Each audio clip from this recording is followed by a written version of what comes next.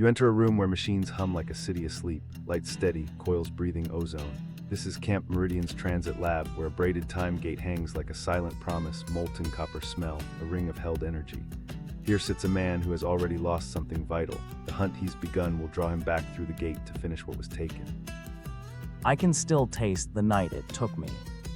This is Cole Mercer, a hunter whose body is annotated by absence and memory. He wears a patched suit like an old coat, and the socket where his arm was sits like a quiet accusation.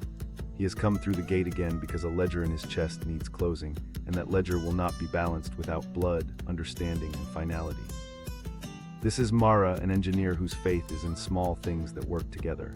She reads machines the way others read faces, patient, exacting, and without sentimental waste. She will build the traps and the sensors that keep people alive long enough to make hard choices. This is Eli, pilot medic, and the team's steady humor when gravity shifts.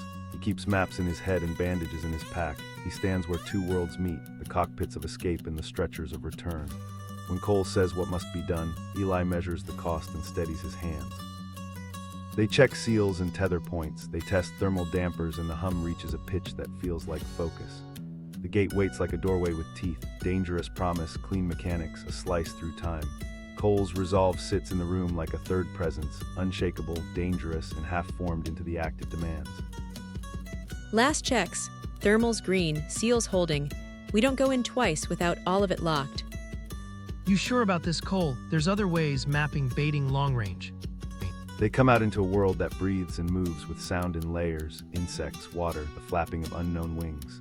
Light pools through a dense canopy, and every leaf carries wetness and possibility.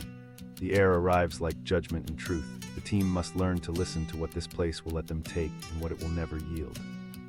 Feels different out here. Keep your eyes on the canopy and your ears on the ground. They follow a track, saplings knocked like dominoes, a path carved by muscle and weight. A half-buried tooth shows them the scale and the language of the beast. The world is giving them punctuation marks. As they move, the jungle reads them back, and the hunt becomes a conversation of signs and small decisions. That track, it's fresh. It doesn't like to be passed unnoticed. As dusk bruises the sky, the jungle shifts from reading into action. They camp with hedged lights and watchful sensors, but old worlds hold new rules. Sound carries farther and hunger is patient. The ambush comes like a sound that rearranges the air, a scream that folds their calm into the shape of panic. Everyone get down. Sensors report. The attack is surgical and terrible, a mouth that moves with the accuracy of fate. Gear is torn, a tether snaps, and the sound of metal meets tooth becomes a small, private terror. Cole stands between the beast and the others, and in one motion that lives forever after, he loses what he cannot afford, the arm that once steadied his world. Cole, hold on, get back. They flee under a sky that seems to have closed ranks against them, starless, humid, thick with the echoes of the beast's roar. The retreat is both method and survival, patched suits and burned comms, boots learning a new rhythm. In the quiet between panicked breaths, Cole wakes with the taste of iron and a fist that remembers nothing but absence. We get back, we fix what we can, we come again. Back at Camp Meridian the next day, they try to stitch sense into what the jungle undid. Mara treats scorched gear like patience, Eli improvises mechanical remedies, and Cole sits with the hollow where an arm used to be. Plans are born out of the rawness of their losses. Tolerance for risk is measured against the memory of that bite. If you rush, you hand it everything it needs. Patience, measurements. We make machines that hold the edge. They map behavior like cartographers of danger, where it moves, how it chooses space, what the twitches of muscle reveal. These patterns are their only currency against something older than their instruments. Cole translates memory to angles and arcs. Mara turns those angles into traps. Eli makes routes for retreat and rescue. It favors open ground to gather speed. If we can make it commit to a line, the physics will do the rest. They build a machine of intent, baits with thermal signatures, anchored harnesses, remote charges rehearsed until each action is muscle memory. Engineering becomes prayer, repetition becomes confidence. Still, machines cannot foresee every gust, every loose rock, every living thing that refuses to be predicted. We double every fail-safe. Sensors will tell us the moment it commits. They march toward a jag of rock over a river, a place chosen because the water narrows options and gravity becomes an ally. The cliff is a cold calculus, leverage in exchange for risk. The path there is a slow tightening of muscle and breath as everyone rehearses the movements that must be perfect. Keep your lines clean. If any anchor shifts, we pull out and regroup. Anchors bite into stone, explosives nestle into fractures, decoys mask themselves in the light and heat of the river. They move like surgeons, each action precise and rehearsed. For a moment, success feels as likely as breath, and then the world reminds them that, for a moment, is too small a thing to rely on. Sensors armed. Thermal profile matches calf. We trigger on movement over 2 meters per second. They wait, waiting becomes a craft, breath control, micro movements, the habit of silence. The jungle offers layered sound and a million small betrayals to steal focus. Each minute becomes an instrument of stress, each rustle could be salvation or collapse. Eyes on the line. Don't breathe like hunters do, breathe like stalkers. A thermal flicker draws the beast. It takes the bait with grace and speed the machines did not fully expect. A frayed rope and a miscalibrated sensor begin a series of small betrayals that add up like bad arithmetic. The perfect plan splinters under real weight and living intent. Sensor misfire, the rope it's giving. The ledge gives beneath the beast and the carefully placed world they made for it. Rock slides, anchors pull, and a chunk of the cliff surrenders to weight and cunning. Cole feels a harness jerk and the world flip. The team teeters on the edge between survival and a fall into cold water and death. Eli's hold me, don't let go.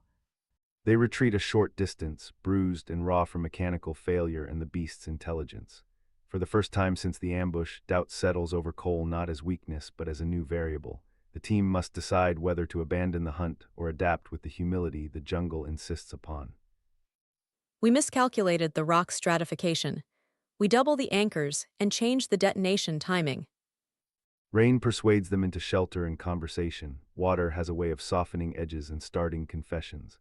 Around a small fire under a tarpaulin, they share soup and speak in the quiet currency of survivors. Cole reveals the image he carries, the moment of teeth, the split of bone, the smell of iron that stays in his mouth. You can't carry that alone, Cole. Tell us what it means. From confession grows a new idea. The beast is not unbeatable but predictable in habit. They will not make a single clean strike. They will shape the beast's movement and let the river and gravity do the final work. It is a plan built from humility and leverage rather than pure force.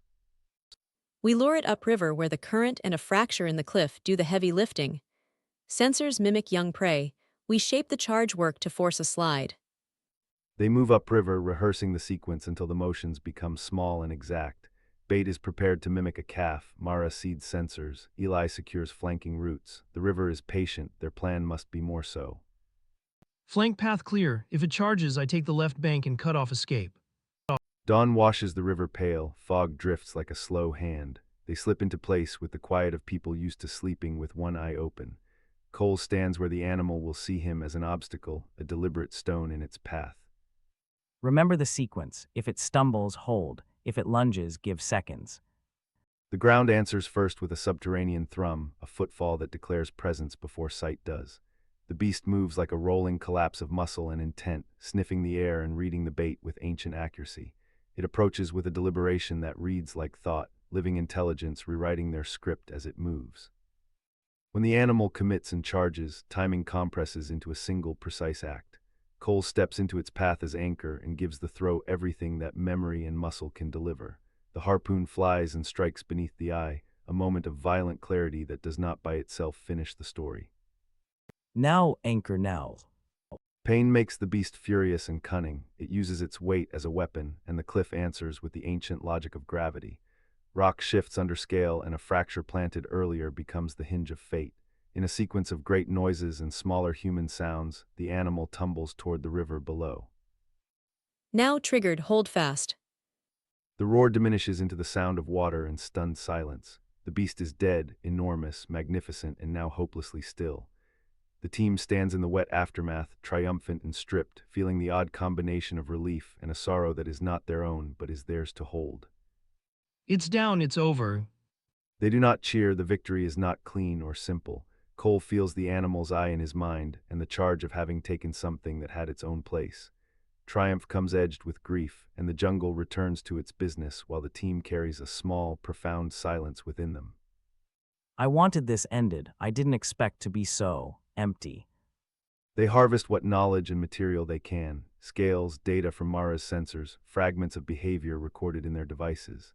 Science and sustenance mix with the ritual of returning a story to the lab, What remains will be cataloged, understood, and used to make future hunts safer, a small consolation for what was taken. We get the sensor logs, the strain patterns. We'll learn from this. We'll make it less likely for others. They return to Meridian Station with the river's scent in their hair and the beast's weight on their minds. The lab accepts them with the calm of people who have seen and cataloged loss. Back under steady lights, the team becomes part of the lab's slowing hum, and the event becomes data and story both. We did it, but it doesn't feel like the kind of victory I imagined. Mara catalogs everything: patterns, failure points, the intelligence that misaligned their machines. She writes the hunt into a ledger that may protect others. Science becomes a kind of respect here, naming behavior, marking time, turning grief into a shared resource. Pattern A, run velocity averages, predation triggers. We'll publish the matrix, make it a lesson. Cole performs a small, private ritual. He lays the kerchief aside and touches the socket to the air as if greeting an old wound. He keeps the prosthetic like a relic, sometimes fitted, often stored, a reminder that fitting something over absence does not erase what was removed. In quiet acts, he measures who he is after loss. Mara and Eli prepare to leave Meridian, promises loose but true between them and Cole. Their departures are small rituals of a different kind. The giving of thanks, touches on shoulders, a refusal to let the hunt be the only memory they share. The world keeps moving and people move with it, carrying scars like maps. Cole, take care of the ledger. If you need us, you know where to find the map. Cole walks at dawn after they leave, the world washed and honest. He breathes air that tastes like cleaning rain and possibility, but also the knowledge that some completion is not whole. He carries the absence and the act together, a strange piece lying in the same pocket as sorrow. He thinks about ledgers and balance, the way the world keeps accounts that are not always ours to tally. Killing the beast closed a line in his life, but it did not restore what was taken nor make him immune to memory. He will carry this act as proof that he can act, and that some actions wound as much as they mend. In the days after, Cole tends small things, repairs to his suit, cleaning a tool, a simple meal. These acts stitch him into the present as stitches stitch flesh. Healing is not a single event but accumulation, each small mending a conversation with the life that remains. Memory walks with him like a companion that will not be left in another room. It brings the image of the beast's eye, the surge of pain, the taste of iron, moments that shape the hunt and hold meaning he is still unpacking. Understanding that the hunt offered knowledge but not restoration is a bitter, steady light. Sometimes he fits the prosthetic as if ritual, other times he leaves it as an artifact in its case. It is both tool and testimony, a compromise between function and the honesty of absence. In those moments he measures who he is by how he chooses to present that absence to the world. Mara and Eli's promise to be there again is real but not a guarantee. People move on with the knowledge shared between them. They leave the lab in good order and with data that will change policy and safety for future teams. Their departure marks both closure and the continuing work of those who survive. Send us the logs when you can. We'll finish the matrices. On a final morning, Cole stands where the lab meets the world and breathes in the clean air of a place that has been washed. He has killed what took his arm and yet found a different shape of completion, a sparse piece stitched with cost. Acceptance here is not bright triumph, but a steady, careful happiness that knows its price. It's done, not what I thought I'd gain, but it's done. The ledger is balanced insofar as a ledger can ever be. The beast is dead, knowledge recorded, paths made safer. Yet memory does not vanish into data. It remains an interior weather that shifts the way he moves and the way he loves. He walks forward, carrying both armor and absence as evidence of action. We'll keep the records. We'll remember it right. Life resumes in small, steady increments. New teams train with the lessons learned, instruments get updated, and the lab breathes in an even tempo. The jungle remains as it always was, indifferent and alive. The three who survived carry the story forward in different ways: study, care, and solitude. We ran the drill with the new matrix, it helped. Before he steps fully back into whatever comes next, Cole fits the prosthetic and tests its weight like someone trying on a memory. The device is a tool and a challenge. He will never be the same, but neither will he be less for it. Acceptance is an action as much as an idea. Cole writes not to undo the night, but to mark it, a small note to those taken, a ledger entry that names the debt. Writing is a way to translate pain into order and purpose. He does not seek absolution, he seeks remembrance and the clarity that remembrance affords. Days become weeks, instruments update, and new faces arrive at Meridian. The station runs because people make it run, each with their private ledger and story. The hunt becomes a case study and a memorial. It becomes part of the station's life rather than its end. Cole steps out into a day that allows him to be small and strong at once. He does not wear triumph-like armor, but like a light jacket, useful, warming, but not impenetrable. The world is unchanged in its indifference, but he is changed in a way that makes his steps both lighter and more deliberate. From time to time, the survivors check in messages, a brief visit, a shared joke that holds more meaning than it seems. There is pride and relief unsaid, and a mutual knowledge that the cost of doing what needed doing has been paid. The relationships forged in the hunt continue, altered but real. Next time, pick a hunt that doesn't try to eat the cliff. The beast's patterns are stored and taught to future teams. The ledger becomes a living lesson. Data can never fully hold the feeling of a thing, but it can keep others safer. In this way, their sacrifice becomes practical stewardship for a world that remembers through records and people. Archive complete. We embed behavior models and failure reports. He will sometimes return to the edge of maps and look into the wilds, not to hunt, but to remember the balance between taking and letting be. The jungle remains ancient and unconcerned, a place of rhythm and teeth and green. Cole now knows that some hunts end in roars and some in silence, and both must be kept. In the end, Cole carries both the roar and the silence together. They make a life that knows its cost and its small survivals. He learned that action can bring closure, and that closure is often stitched with sorrow. The last tooth of the primeval has been paid for in blood and memory, and in the lives that decided to leave the ledger balanced.